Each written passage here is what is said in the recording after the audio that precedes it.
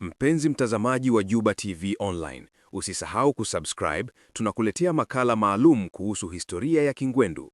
Usisahau kufuatilia video hii kwa makini ili kupata taarifa zote muhimu. Historia ya Kingwendu.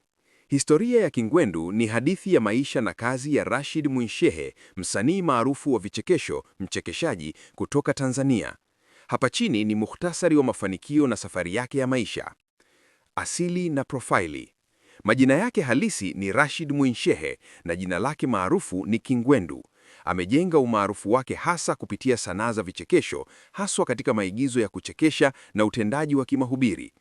Kitaalam, Kingwendu ana ujuzi wa uhasibu na alisoma stashahada ya uhasibu, diploma in accounting, kabla ya kujiingiza katika sanaa ya ucheshi.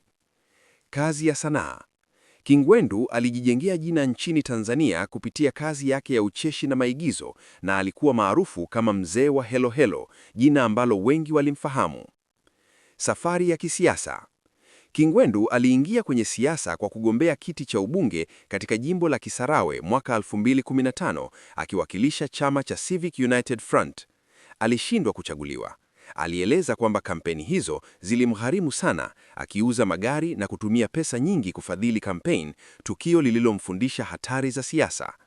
Baadaye mwaka 2020 aliendelea na nia yake ya kugombea tena, mara hii katika mikoa tofauti kama Ilala, na alijipanga vizuri zaidi ili kuepuka hasara za awali. Ushawishi na matumizi ya sanaa. Kingwendu pia amekuwa akitoa ujumbe kwa wasanii na jamii kuhusu umuhimu wa kazi na maisha halisi, kwa mfano akizungumza juu ya kujilinda kiafya na uzalendo wa kazi, haswa wakati wa changamoto kama janga la COVID-19.